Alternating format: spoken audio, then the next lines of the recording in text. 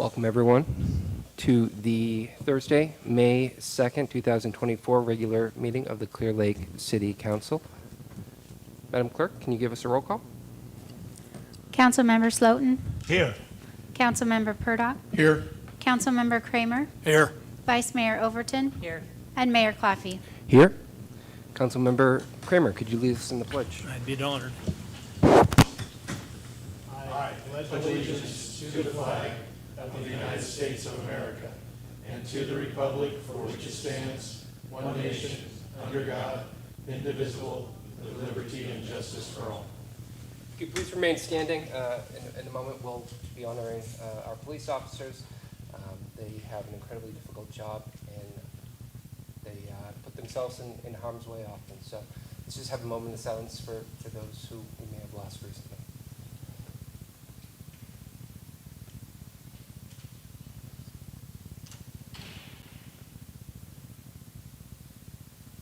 Thank you.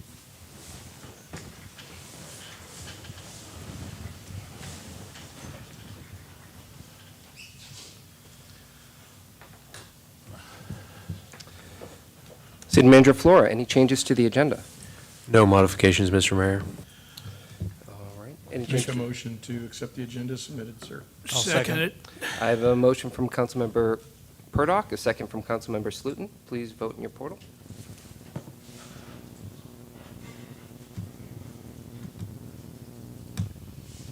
Aye.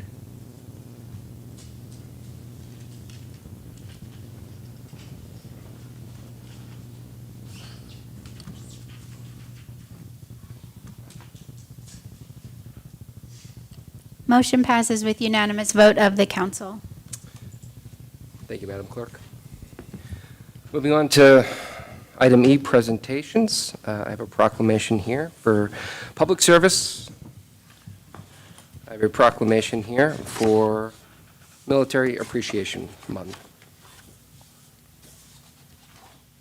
Whereas the rights of life, liberty, and the pursuit of happiness enumerated in our Declaration of Independence, secured by the Constitution and the Bill of Rights, and enjoyed by every citizen of the United States, are a direct result of the members of the United States Armed Forces, and whereas the sacrifices made by the members of the United States Armed Forces and the family members who support them preserve the liberties that enrich our nation, our state, and our city.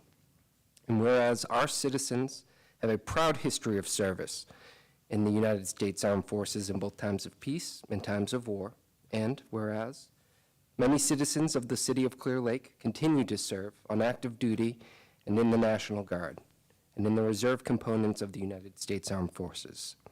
Now, therefore, be it proclaimed that the Clearlake City Council does hereby wish to recognize and honor all members of the United States Armed Forces, past and present, as well as their families, for their service and sacrifice, and hereby designates May 2024 as Military Appreciation Month in the city of Clearlake.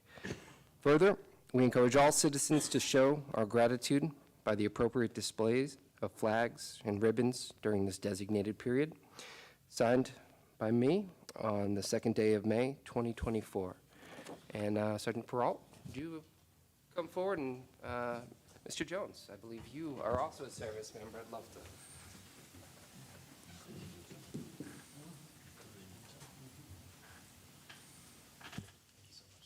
Thank you.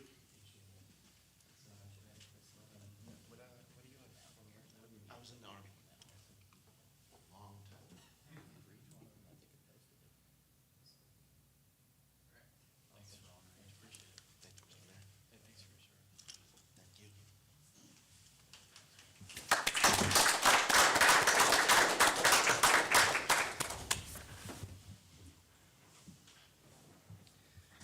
Our second proclamation will be for Public Service Appreciation Week.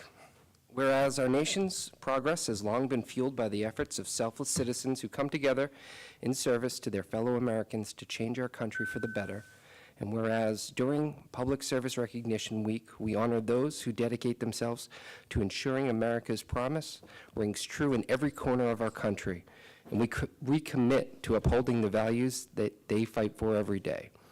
And whereas Americans are served every single day by public servants at the federal, state, county, and city levels, including public works, planning and building, administrative services, and finance department employees. These unsung heroes do the work that keeps our city working. And whereas without these public servants at every level, continuity would be impossible in a democracy that regularly changes its leaders and elected officials. Day in and day out, they provide the diverse services demanded by the American people of their government with efficiency and integrity. Now therefore be it proclaimed that the Clearlake City Council does hereby designate May 5th through 11th, 2024 as Public Service Appreciation Week in the city of Clearlake. All citizens are encouraged to recognize the accomplishments and contributions of government employees at all levels, federal, state, county, and city. Signed by me, the second day of May, 2024. And I think we have a few great public service folks here in the building. So if you could come up here and we'll grab a photo.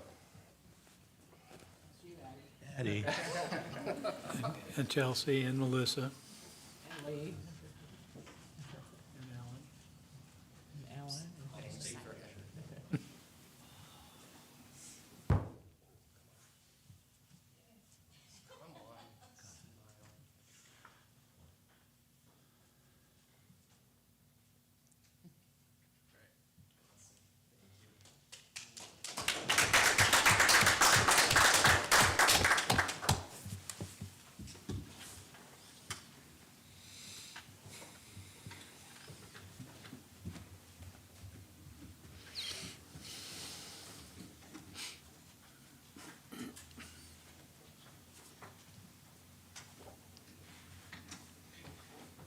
Presentation number 3, Police Week 2024.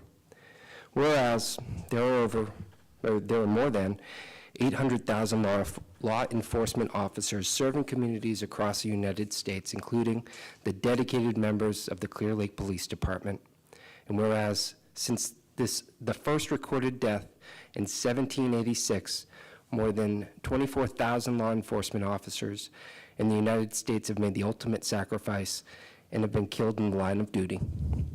Whereas the names of these dedicated public servants are engraved on the walls of the National Law Enforcement Officers Memorial in Washington, D.C., and whereas 282 new names of fallen heroes are being added to the National Law Enforcement Officers Memorial this spring, including 118 officers killed in 2023 and 164 officers killed in previous years. Whereas May 15th is designated as Peace Officers Memorial Day in honor of all fallen officers and their families, and U.S. flags will be flown at half-staff. Therefore, be it resolved that the Clearlake City Council formally designates May 10 through 16, 2024 as Police Week in the city of Clearlake and publicly salutes the law enforcement officers in our community and in communities across the nation. Dated May 2nd, 2024, signed by me. Chief, if you could have you guys come up, would love to take a photo with this.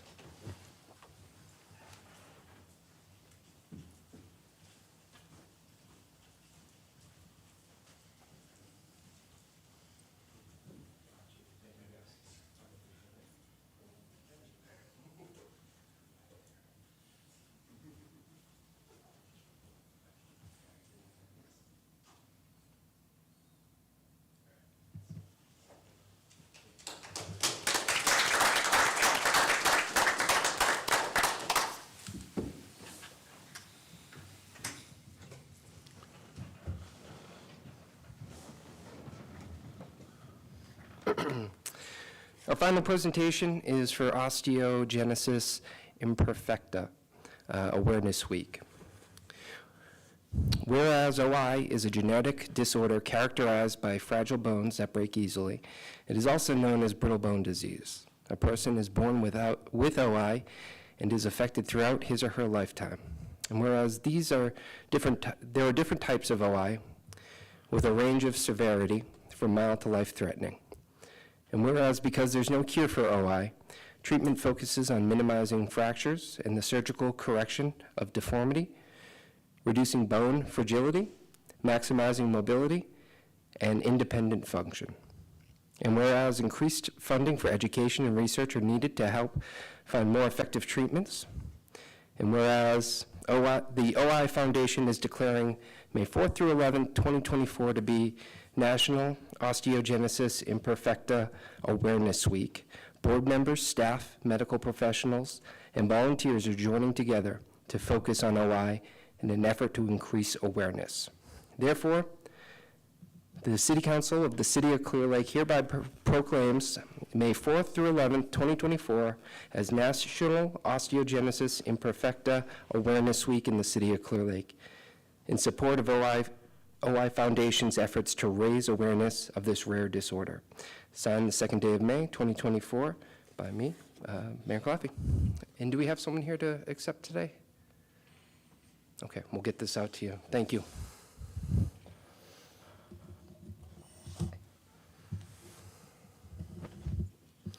All right, we're going to move on to item F, public comment. Now is the time for any members of the public to address the City Council on any matter not on the agenda that is within the subject matter expertise of the city. The Brown Act, with limited exceptions, does not allow the council or staff to discuss issues brought forth under public comment. When you come forward, please state your name and city of residence. And is there anyone here in the chamber? Come on forward. And public comment is limited to 3 minutes. Hello. Please bear with me. I don't speak publicly. My name's Michael Graves. I live here in Clearlake. I've lived here since 1969. I'm a water treatment operator with the Highlands Water Company. When I speak today, I only speak for myself. First of all, I love that picture. That is great. Whoever picked that, kudos. But to get down to business, the reason I'm speaking to you tonight is in regards to my company's annual shareholder proxy vote, which was on the 10th of last month in April. All 5 board of director seats were up for a vote. Now, it's the right of any shareholder of our water company to vote on any incumbent that is up for re-election. But this is what I saw. The City of Clearlake attempting what I would call a coup d'etat that is defined as a sudden and deliberate unlawful seizure of power, an attempt to overthrow the current 5-person board of directors and replace them with the City Council of Clearlake. You came in force with 2 attorneys and other city officials, 3 city council members, and a few supporters. I believe this was for intimidation. You did your own proxy vote. You came in with a total of 177 votes. Of those, only 85 were legitimate. The other 92 votes came from properties that have no shares in the Highlands Water Company, no water connections with the Highlands Water Company, no meters, nothing.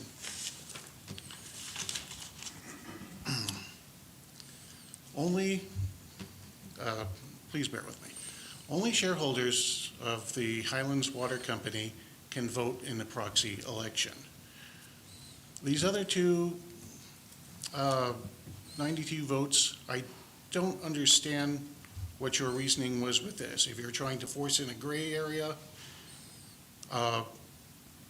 trying to confuse the board of directors, but it was not the right thing to do. And the Highlands Water Company had 217 votes in favor of the current board of directors. Now, I believe you're intending to challenge this election in court. I wonder why the City Council would want the Highlands Water Company so badly that you would do this. Well, I'm a surface operator, treater with a, this is a very eutrophic lake. You cannot improve the quality of the water that we produce. You can't improve the quality of the service. Sure, we do have an antiquated system, but like the old Brooklyn Bridge that has thousands of cars passing it every day, it still works because it is maintained. So I wonder what this is all about. And I think it's a grab for revenue by the city to fill the city's coffers. If you get a hold of the board of directors, you can start doing things like moving water lines at a reduced rate that would fall back on the ratepayers. I believe the ratepayers, the money that they pay every month would skyrocket. I believe if you got total control and convinced the the shareholders to sell their shares, it would be at the point of no return. All the prices would skyrocket. Mr. Graves, so you're at time, if you just want to Is summarize, if you Okay. could. All in all, I will say one thing when we're out working, and people come up to us, first thing they always ask us is, when are the streets going to be fixed? We have to tell them every time that we're not affiliated with the city. But that's all I wanted to state. Thank you. Thank you, Mr. Graves. Any other comments here in the chamber? Seeing no one coming forward. Madam Clerk, any comments on Zoom? There are no comments on Zoom, Mr. Mayor. All right, I'll close public comment and move on to the consent agenda. Any member of the council want to pull an item from the consent agenda? Any member of the public? All right, bring it back to council for a motion. Mr. Mayor, I'd like to make a motion to accept the consent agenda as presented. I'll second that. A motion from Councilmember Kramer, a second from Councilmember Slutin. Please vote in your portal.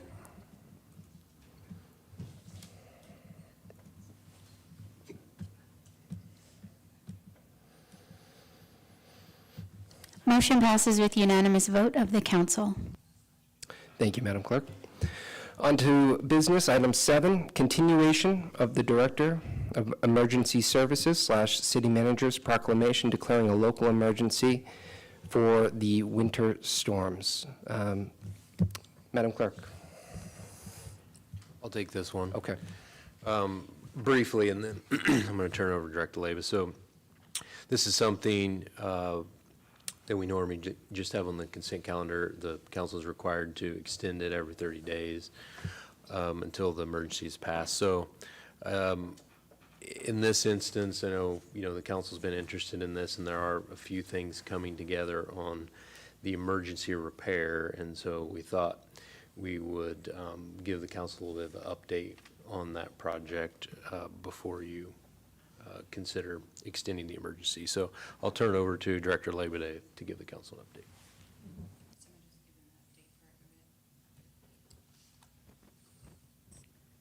So last week, the city engineer, Dave Swartz, and I met out with Caltrans on the site. This is in regards to the Lakeshore San Joaquin slide that occurred on February 4th.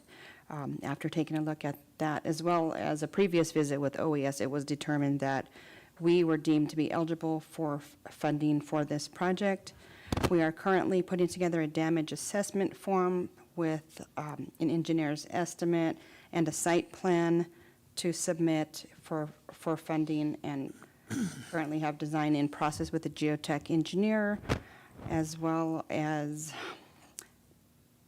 procuring the contractor for this work. So we will be reimbursed at 100% if we complete the project by October 30th. So we're kind of moving quickly on this, and so that's where we stand. We believe we need to continue this local emergency order until we get this project completed. Only thing I was at is it is going to be an expensive project, so it's good for 100% replacement, but we're expecting the cost of the repair to be close to $4 million. Any questions from the council, aside from profanity?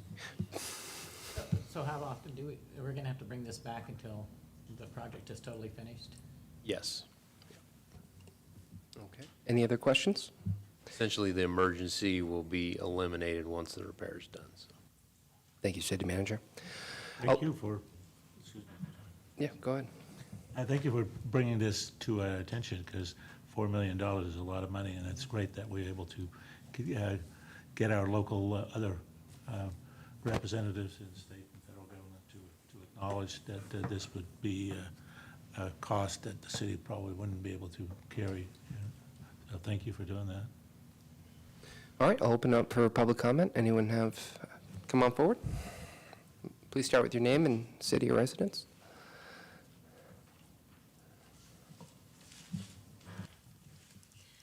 Hi, everybody.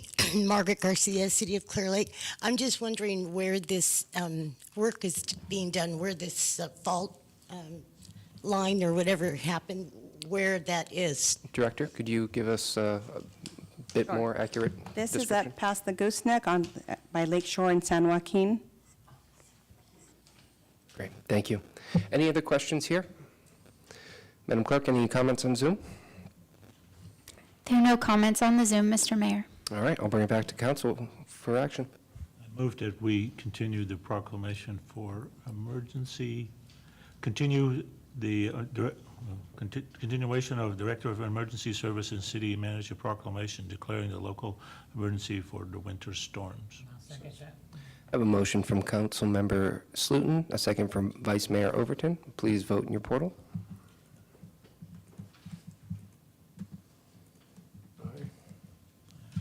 Aye.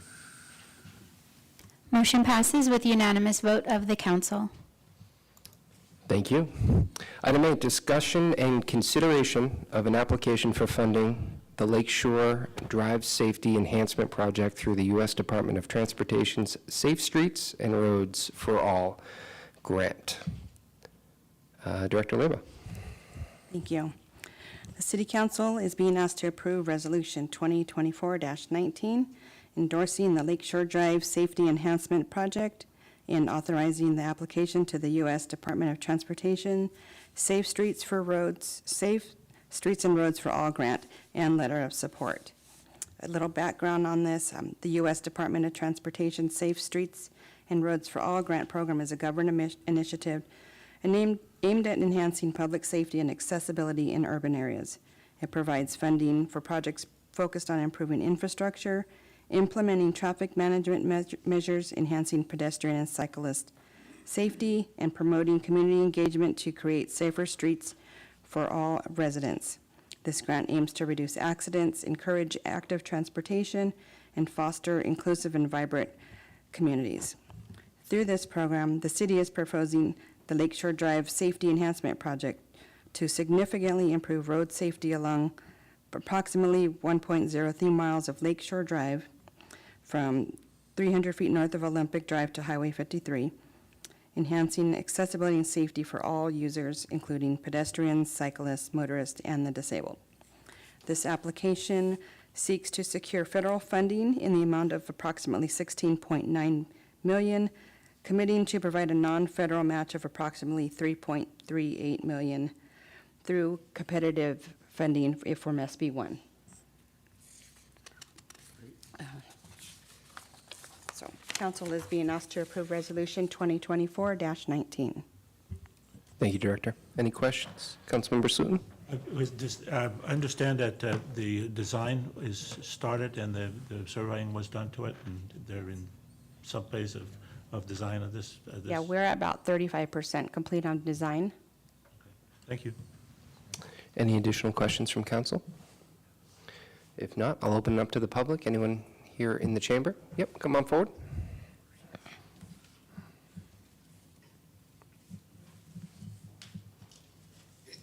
Hi, Margaret Garcia, City of Clearlake. I'm wondering what kind of work they're planning for the safety on Lakeshore Avenue, because I know there's a lot of pedestrians that have been hit and killed. And I was wondering what might be in the works as far as anything that could secure sidewalks maybe, or some type of where people are walking away from that white line along the side of the road. What kind of work is going to happen? Yeah, it's 16 million is a lot of money. It is, and it's a big project. If you give us a high-level Yeah. summary of the work. So we propose to put curb gutter sidewalk, some paving, some streetscape, and drainage improvements along the entire project area. So, I mean, a lot of it is going to go towards sidewalks Oh, and Look pedestrian behind you. safety. Oh, okay.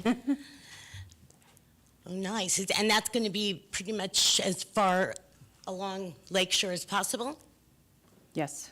Started right out here and all the way to Old Highway 53.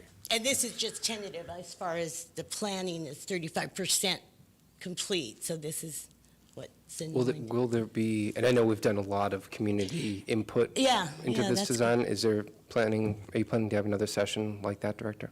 I think that's a part of receiving the grant, is to have community outreach. Beautiful. Thank you. You're welcome. Thank you. So I could add a couple things. I just thought I'd throw these up real quick. These are, I mean, the plans are much more detailed than this, but what you see here is there's kind of three main design concepts for different segments. You see down at the bottom, this is entry corridor, so this is what it's going to be looking like more on the north end and at Old Highway 53. Mini Main Street is in front of some of where the more active businesses will be, so you can see room for perhaps restaurants to have, seating outside, kind of like you would see in a lot of more traditional downtowns. And then one is more the park promenade, so in front of some of the parks and open space we have, this is a kind of a transition into that. And all of these are focused on providing and maximizing views of the lake itself. There was one other thing I was going to mention based on a comment here, but now I lost it, so. Vice Mayor Overton? Yeah, there was some designs already done up on the Lakeshore Drive. I know that we've done this 100 times since I've been on council, so 20 years, we've had a dozen of them. One of them that I did like, though, was the one where it narrowed and, made the corridor a little narrower, so people have to slow down. It's been Traffic calming. Yeah. So are we going to be looking into doing that? So Yeah, there's a especially lot by of that, the and that side actually was the crosswalks. comment. I mean, there was a lot of planning done, just very little action over the years. And so when we hired this design team, we gave them all of the studies that were done previously and asked them to incorporate as much of that input as possible. The most significant amount of input that will be coming as the design process moves forward is working with the property owners along that area, because it's going to be a very dramatic change to the existing conditions related to parking and all sorts of things, so, yeah. Any other questions or comments? Yeah, please come forward.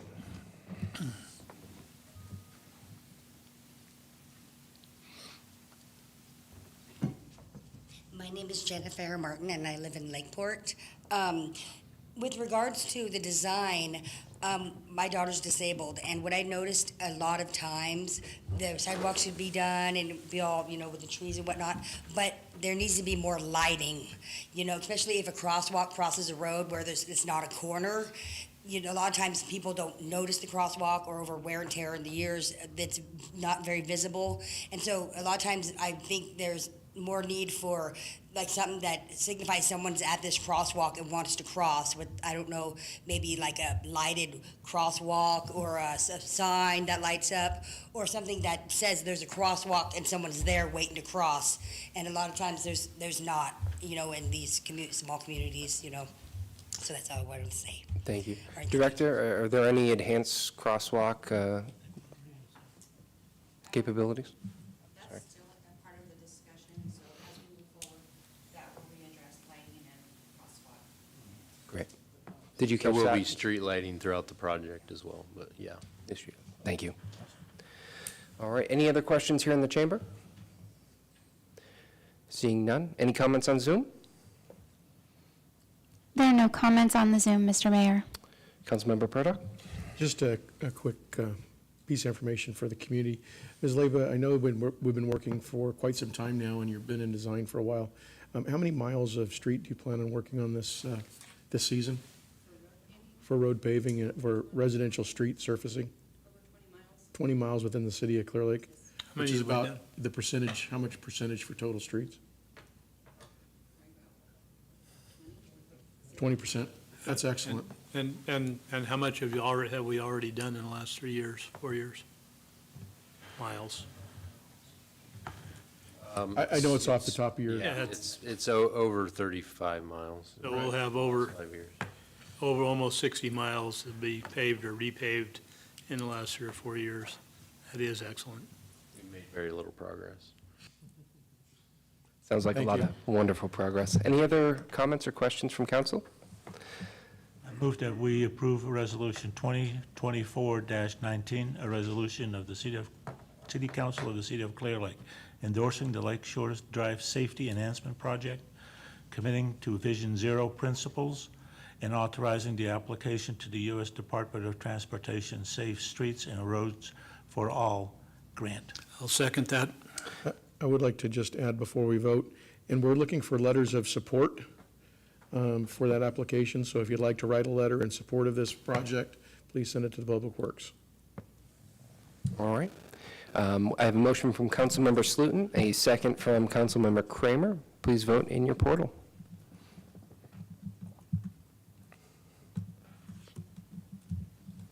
Aye. Aye. Motion passes with unanimous vote of the council. Thank you. Moving on to item 9, discussion and possible action regarding foreclosure actions for properties with significant administrative fines. City Manager Flora? Yeah, I'll provide a very brief introduction to Lieutenant Peterson. He'll go through the data, but this is just sort of an example of taking the next step in sort of our code enforcement efforts. Over the last few years, we've implemented a number of things around administrative citations, which is kind of incentivized a lot of voluntary compliance, but there's still a lot of properties out there that this has not been successful. And I do want to point out that initially, this isn't something that's done very often, what we're talking about here. It was actually something that was mentioned to me as a possibility by our county treasurer tax collector as something that the city would have the authority to do, and some of the very productive discussions that we've had about dealing with our issues here. So I just wanted to call that out, and with that, we'll turn it over to Lieutenant Peterson to give the council an overview. Good evening, Mr. Mayor, council members, attendees. Today I'm going to be presenting a proposal to address properties in our community that have accumulated excessive administrative fines. These properties often become a nuisance and safety concern affecting the quality of life for our residents. The focus of our discussion is on the foreclosure process and its role in addressing these properties. Maybe.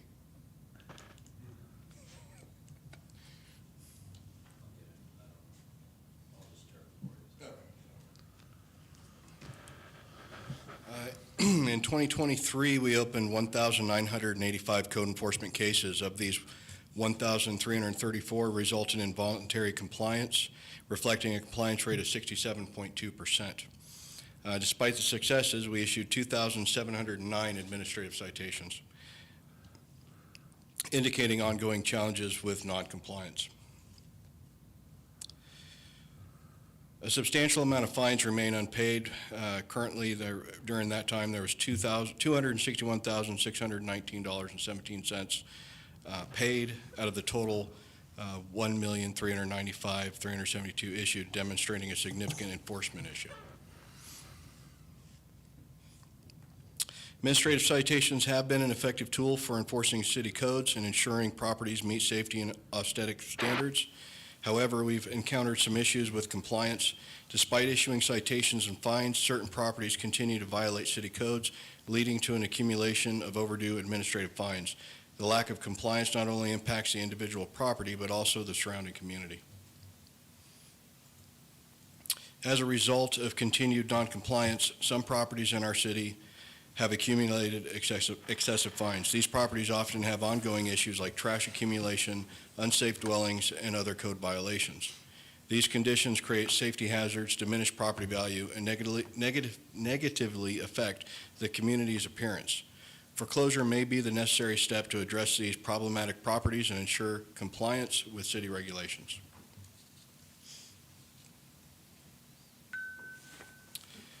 So to understand the foreclosure process, let's look at the procedure. This process begins with issuing citations and fines to property owners for code violations. If these fines remain unpaid and compliance is not achieved, the city escalates enforcement efforts. When all other measures fail, we place a lien on the property for the cost of the abatement and/or the unpaid citations. The city is then allowed to foreclose on the lien. This process is legally supported and provided a pathway for the city to reclaim and potentially repurpose the property.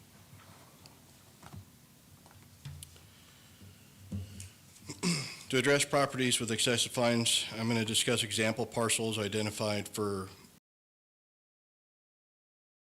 significant fines and have ongoing code violations despite enforcement efforts.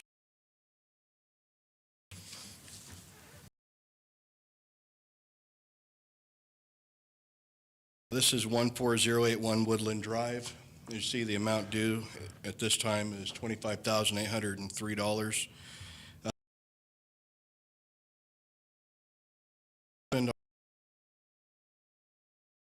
City municipal junk and debris inoperable. Additionally, several reports of vicious and barking dogs on the property. 7 administrative citations were issued with no compliance achieved. On August 28, 23, code enforcement executed a warrant using city funds. The property was cleared of all violations, in addition to fines in the amount of $18,750, and then another $7,000 invoiced. 3864 Liddell, as you can see the amount there. On October 23, 2018, a case was opened on the property for 4 municipal codes and 5 uniform housing codes, including an abandoned, unsafe, and unsecured single-wide mobile home, no running water, mold growth, defective ceiling and roofing, unsafe plumbing, and a large accumulation of trash, junk, and debris. In addition, code enforcement and patrol officers had responded to this location over 10 times for a subject squatting within the deteriorated dwelling. 2 administrative citations were issued to the property owner. It was later discovered the property owner was deceased and there was no legal next of kin on record. On April 11, 2022, code enforcement executed an abatement warrant and cleared the property of all violations. And there's the additional fines.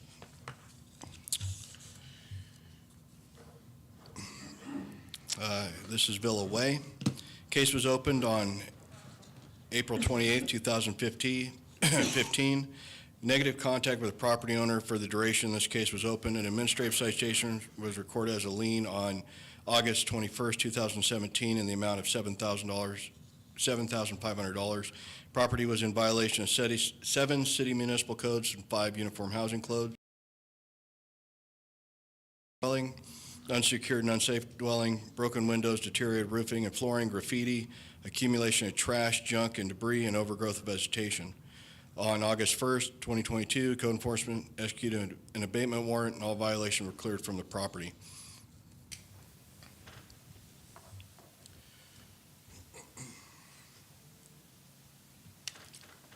And I will make it through this presentation just fine, by the way. No doubt. All right, so 14101 Villa Way. Case was opened on November 10th, 2021. Property owner was issued 7 administrative citations in the amount of $8,400 and had been in contact several times but failed to achieve any compliance. Property was in violation of 6 city municipal codes, 5 uniform housing codes, including abandoned, burnt out, unsafe dwelling, deteriorated flooring and stem walls, accumulation of trash, junk, and fire debris, graffiti, and overgrown vegetation. Code enforcement on August 3rd, 2022, executed an abatement warrant and all violations were cleared from the property. Billing invoice was sent to the property owner in the amount of $13,540, and there's additions to taxes due and direct charges. 19th Avenue. Property is a 50 by 100 lot on the north side of 19th Avenue, east of Irving Avenue. Parcel has no structures on it. However, on November 18, 2013, this case was closed with no compliance, and a $5,000 administrative fine was recorded on May 6, 2015. A second case was opened on March 1, 2016. The property was in violation of 5 city municipal codes, 7 uniform housing codes, including deteriorated and dilapidated dwelling, structure, broken windows, unsanitary living conditions, large accumulation trash, junk, and debris, and unsafe electrical.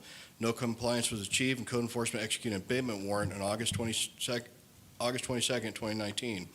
All violations were abated and and the property owner was issued a billing invoice in the amount of $12,000. This abatement was paid for through the Cal Recycle grant. On March 12th, 2020, a third case was opened on the property. The property was now found to be in violation of 3 city municipal codes, including illegal specialty structures on a vacant parcel, occupancy of a travel trailer and outbuildings, trash and junk and debris. Property owner was issued 9 administrative citations in the amount of $13,050. No compliance was achieved. July 20th, 2023, code enforcement executed yet another abatement warrant, and all violations were cleared from the property. Billing invoice was issued to the property owner in the amount of $6,703.22 for the cost of the abatement. It should also be noted that since 2015, there has been ongoing criminal activity and animal control activity on this property. So for the residents at Clement Drive, case was opened January 10th, 2019. Property owner was issued 1 administrative citation in the amount of $500. Mail was being returned to insufficient address. Property was in violation of 8 city municipal codes, 2 uniform housing codes, including abandoned, burned-out dwelling structure, broken windows, defective and unsightly structure, inoperable vehicles, and large accumulation of trash, junk, and fire debris. Property owner failed to abate the violations, and on 8/8 of 2023, code enforcement executed an abatement warrant, abated the violations on the property. Invoice was issued to the property owner in the amount of $22,883 for the cost of the abatement.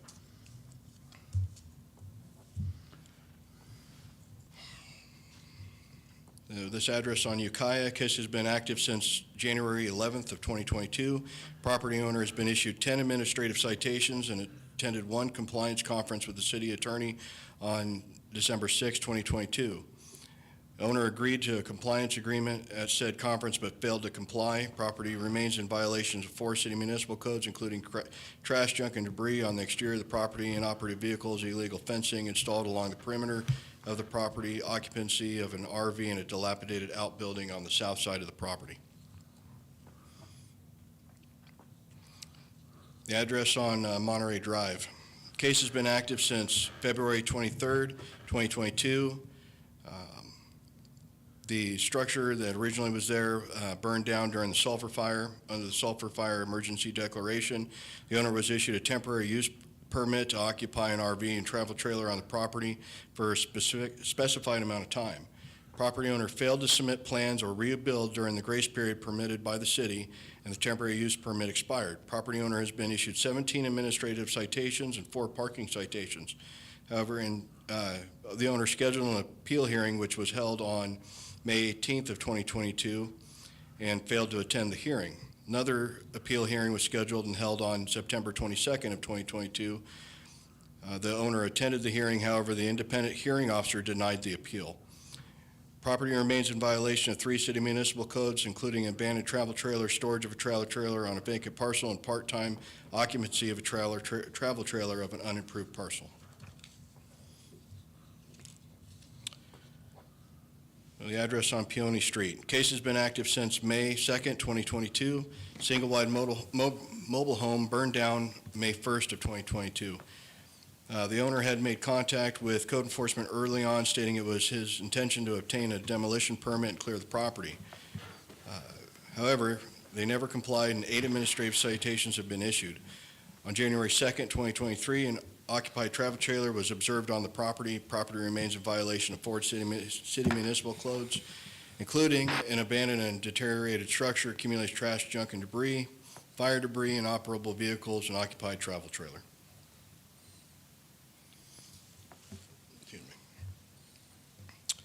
The 33rd Avenue address. Case has been active since March 10th, 2022. Property owner has been issued 20 administrative citations and attended 1 compliance conference with the city attorney on January 19th, 2023. The owner agreed to compliance agreement and said conference but failed to comply. Continuous criminal activity in the area which is associated with this property. Owner of adjacent vacant parcel filed a civil lawsuit in small claims court against the owner illegal dumping trash on their property, and they won the case. Due to the conditions of the exterior of the property and ongoing criminal activity, a civil inspection warrant was executed on 9/27 of 2023. No additional violations were located within the structure. In addition to ongoing criminal activity in the area associated with the property remains in violation of two city municipal codes, including a deteriorated and unsafe deck, large accumulation of trash, junk, and debris.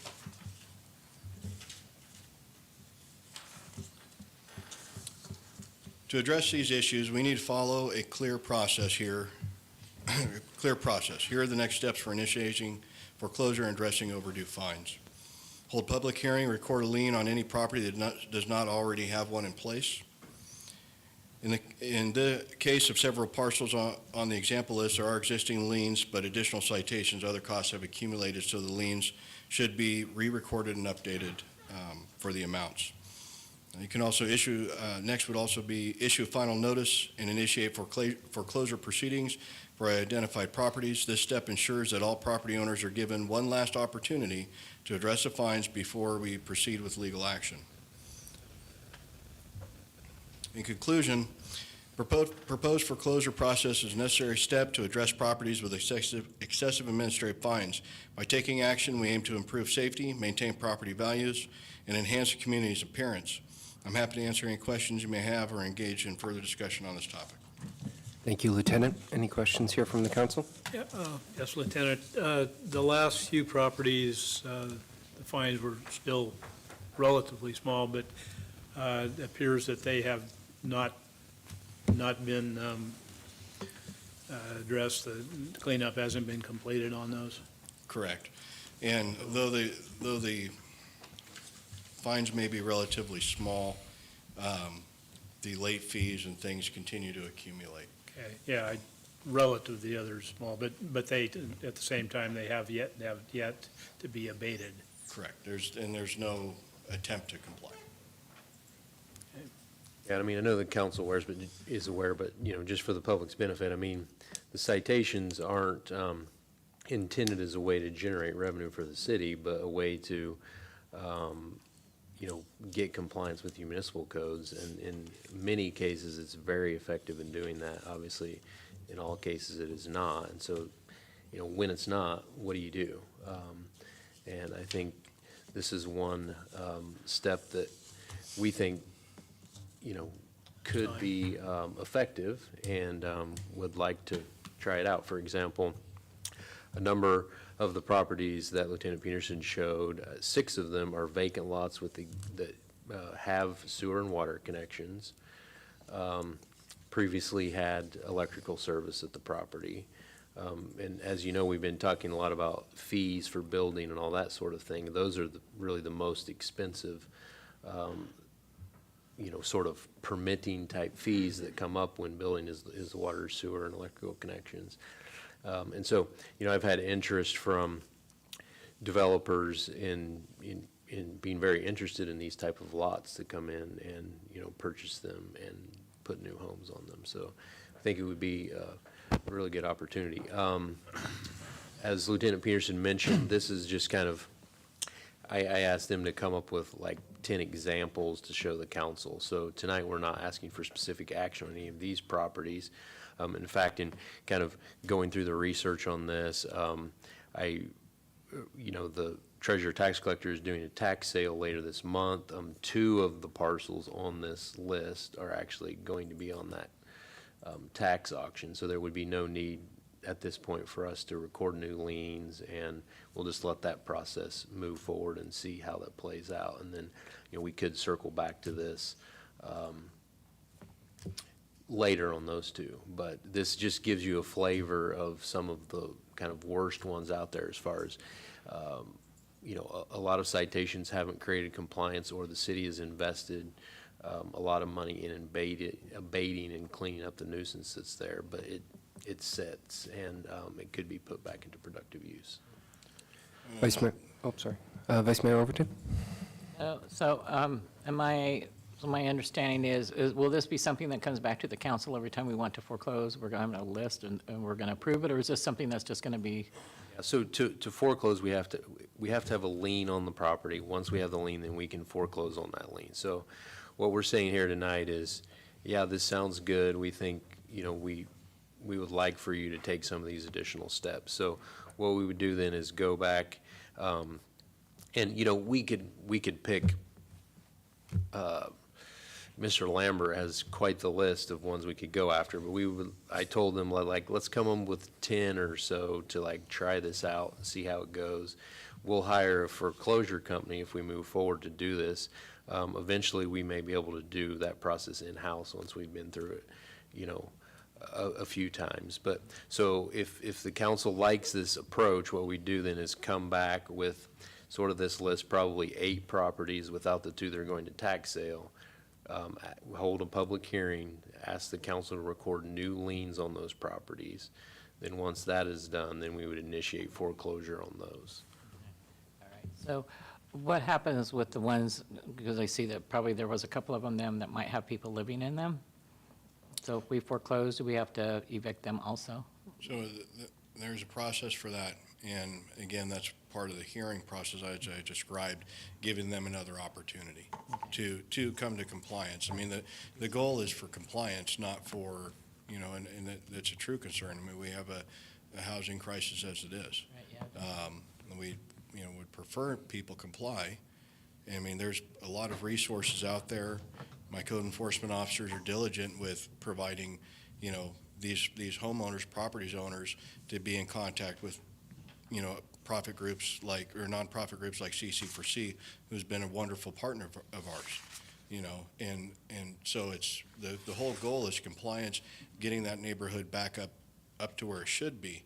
To give you an example, the property on Woodland, we gave them every opportunity, tried to work with them, and nothing happened. We had animal control out there and just everything we could do. And once that property was cleared and abated, I drove down Woodland and I saw 2 children playing soccer in that little open lot, where before they couldn't have been playing in their neighborhood because of the vicious dogs and things that were there. So, and there was a person living in that travel trailer at that time, and it's, who do we really want to affect here? I mean, now I have children being able to enjoy their neighborhood, where before I had someone who was hoarding animals and causing more chaos. I agree, and I do have to give your people credit, because I have a senior that was having problems and got a violation and didn't know what to do, and he was very good about giving her a list of maybe some options for her, even though sometimes they're so stressed and she's calling me crying, but like I told her, you have to make the phone calls, I can't do that for you, but he was very nice about trying to help her find a way to clean up her property, so I give them kudos for that. I really appreciate that they were really trying to help her. Sometimes they just have to kind of do some things on their own too, but your officers were very good about trying to get her some help. Yeah, I'm very proud of my officers. I'll make sure I relay that to them. Thank you. Councilman, I had something to that as Yes. well. This is just another tool with code enforcement, right? We obviously try to do citations that gets compliance. This is one more opportunity for code enforcement in the most extreme cases. The other tool we've used before is receiverships, and that would be something we would evaluate if any of these are possible receiverships. But as you've known, going through those take a long time. You don't have much control because it's kind of at the will of the court. But I think your point, Councilmember Overton, is maybe this isn't the right for every single one of them, depending on occupancy and stuff, but the council will have individual properties before it to evaluate what the best course is. Councilmember Purdock. Thank you, Lieutenant. It was a very well put together and detailed report. Appreciate that. Also want to thank you for the patience that you show as we move through the process. I heard multiple cases took at least 2 years, some of them longer than that. And I know that through that process, you're working with the property owner. You're trying to also calm the neighbors that are having to live with these properties right next door, with all the other things that you didn't mention, the smells, the bugs, the rodents, those other things that are impacting those neighbors that we also have a duty and responsibility to protect. Yes. And again, I appreciate that, and I know it's a kind of an arduous process. One of those cases you showed, I spoke with the property owner multiple times, directing her to come down and work with the city, only not to be heard, but instead be ridiculed, the city staff being ridiculed for your inability to work or meet what she demanded to be done. I know that's frustrating. So again, kudos. I like the opportunity to hopefully recoup some of the losses financially that the city has been exposed to. And for a lot of those properties, if I'm looking at the numbers right, we would be lucky to recoup what we've invested into the property upon sale. So if anybody is thinking that this is a moneymaker for the city, you've got some studying to do, because it's anything but. So again, thank you, and I appreciate you bringing this to us. Thank you. Well said all. Thank you, Lieutenant. I'm going to open up to public comment. Oh, I'm not. Hang on one moment. I just wonder, thank you, Mr. Mayor. I just want to reiterate some of the things that Councilman Purdock just said.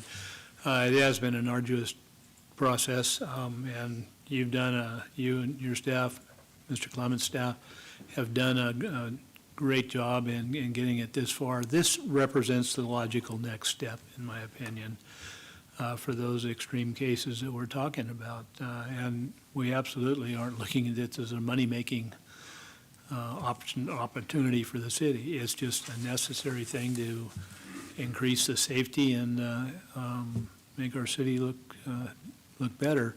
I had a lady that had contacted me that lived down in Avenues near one of those properties that was complaining about the dogs being running loose, and she had a child, and she was always scared to let her out the house.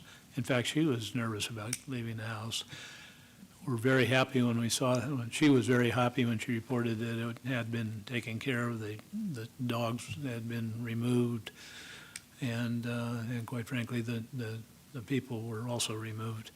So this is the next step, and I think it's one that we need to take, and appreciate very much what you and all of your staff, Mr. Clements, your staff too, have done so far. So keep it up. Thank you. Thank you. Councilmember Purdock. Just one little recap. I also want to thank you for your patience with us.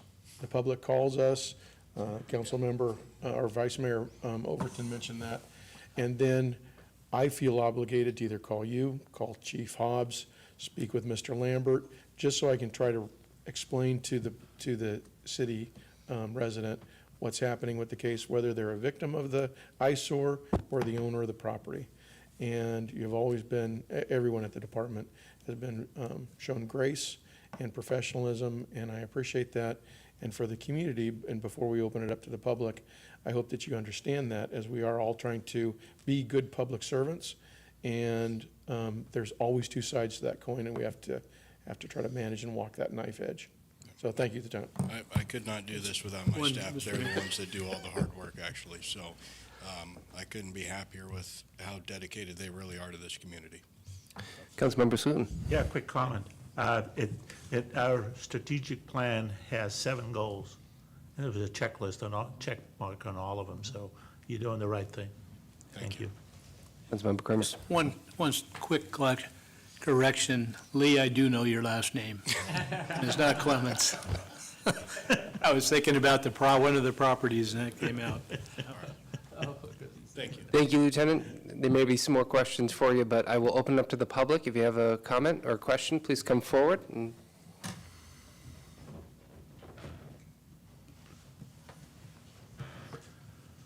Hi, my name is Cheryl Ullman from Clearlake, and I did one of these houses along with code enforcement, and it was years and a real long process. But I do want to get together with you because there are a lot of other things that come into play for water and sewer catch-up. I mean, many other things that I wasn't expecting after we bid for housing to get this property off of its cycle of having almost 20 years of no ownership. So thank you very much, and I thank you for picking up the ball and moving forward, but I'll chat with you later. Thank you. Any other comments here in the chamber? All right. Madam Clerk, any comments on Zoom? There are no comments on the Zoom, Mr. Mayor. This is the culmination of a lot of hard work, and I think it really shows how all elements of this city, the city staff, come together when we identify a problem we'll work tirelessly to find a solution to that. So thank you all for all your hard work. Any comments here on the council? If not, I'll take an action. I think we're just asking for direction. Yeah, I think, Mr. Mayor, Oh. we're unanimous in direction to continue forward with this process. Absolutely, we are. Make it legal and expeditious. Yeah. And perhaps it'll, and perhaps it'll influence. Looking for a some- unicorn. Perhaps it'll influence some of those that are a little further down the road to clean up their properties. I mean, this wasn't really mentioned, but, you know, the kind of previous practice has just been to either do the abatement, and we used to actually do the citations as well, and then either record a lien or, you know, you can take another step with abatement costs, not with citations, but add them as a direct charge to the tax bill. But if the property doesn't turn over, it doesn't matter if the lien's on there, you don't ever get your money back. And we still may not get most of our money back on this, but at least it creates that initiative for something to potentially happen a little bit more proactively through the folklore. I have one more question. Mr. Fleur, the monies that would be recouped in the sale of these properties, would that go into budget for abating other properties, or would it simply go to general fund, or have you thought that far ahead? Well, yeah, I mean, that's what we try to do. I mean, you know, I don't know, the community probably doesn't realize how much just general fund dollars we spend on, you know, this type of cleanup because we feel like we have to. And the administrative citation revenue that we do get, we try to focus back into cleanup efforts and so on and so forth. And, you know, we're in a position to be able to do that because most of code enforcement actual staff efforts are grant funded. And so, yeah, we try to recycle that. I mean, we may be in a position on some of these, if there's not any action, the city might be able to use some of our housing funds to actually purchase them and try to put even a little bit more effort into packaging them together for someone to buy. But my feeling is that a lot of these vacant lots, especially if they're on a public road, will be picked up and built on relatively soon. Thank you. Any further comments? If not, Mr. Fleur, you have your direction. Please proceed. All right, we'll move on to the city manager and council members report. Mr. Fleur. I don't have too much to add tonight. Just a couple of things.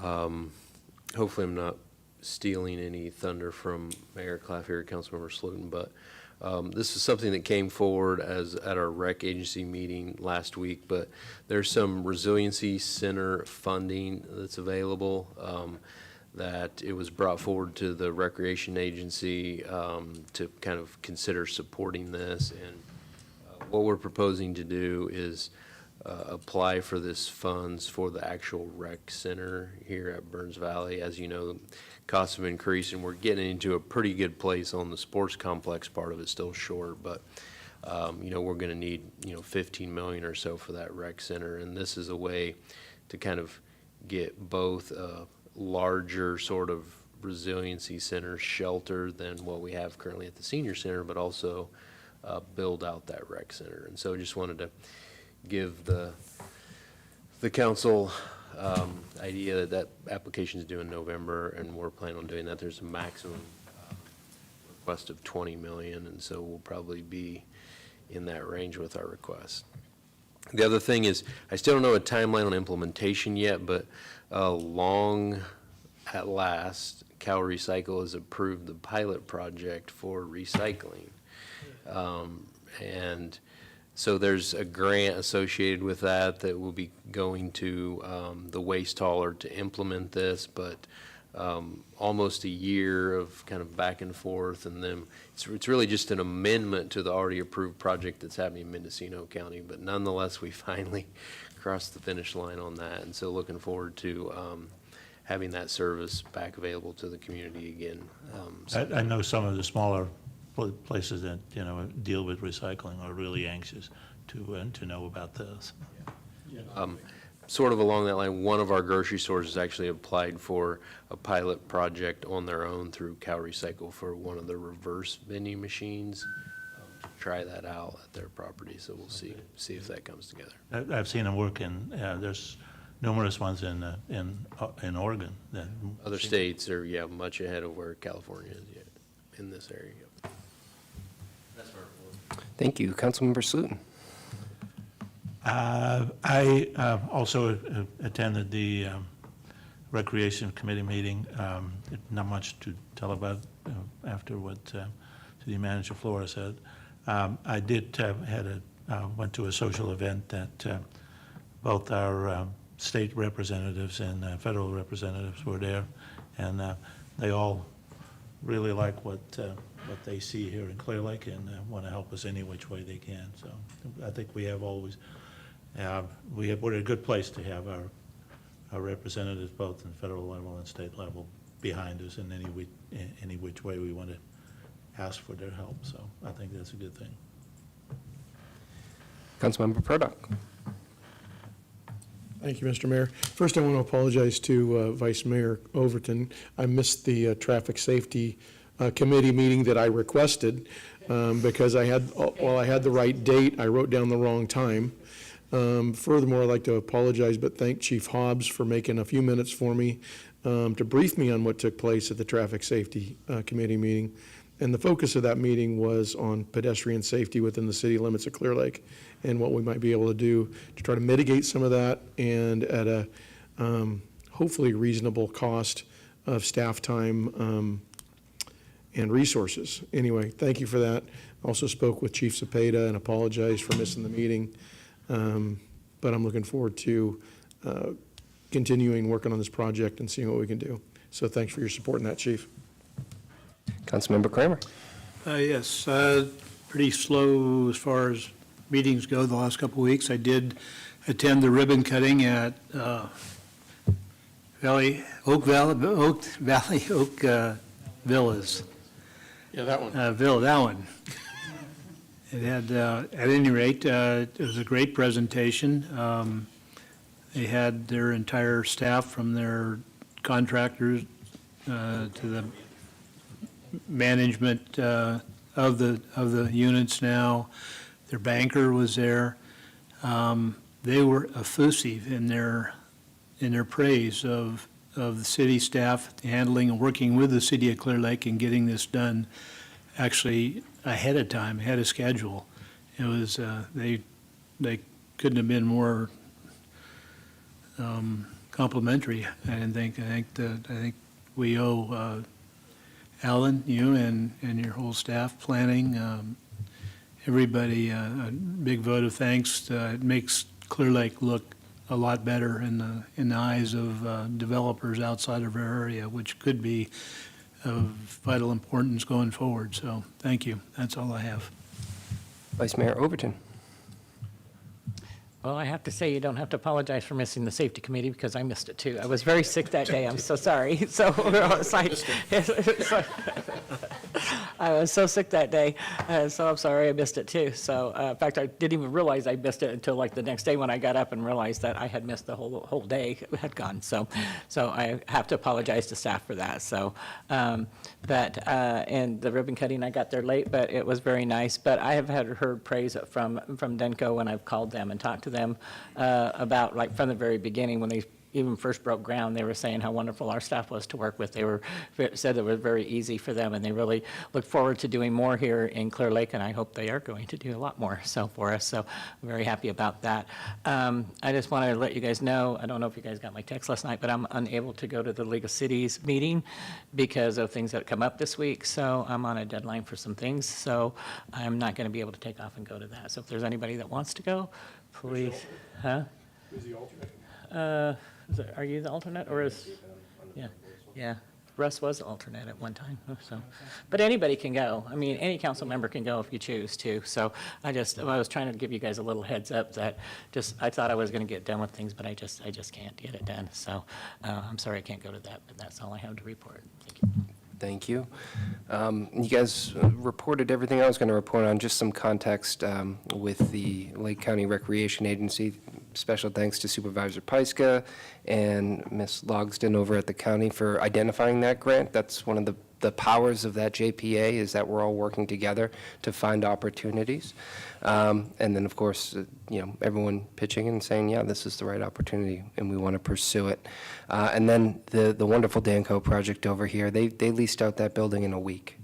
It just shows the need that we have in this community for quality housing. And we hope we can do a lot more with Danco. They're a wonderful partner, but a week, they filled that up. That's the need here, and that's what we have to keep pushing towards. So that is it from me. Do we have any future agenda items? No, sir. Hearing none, I'm going to move us to closed session. Thank you all.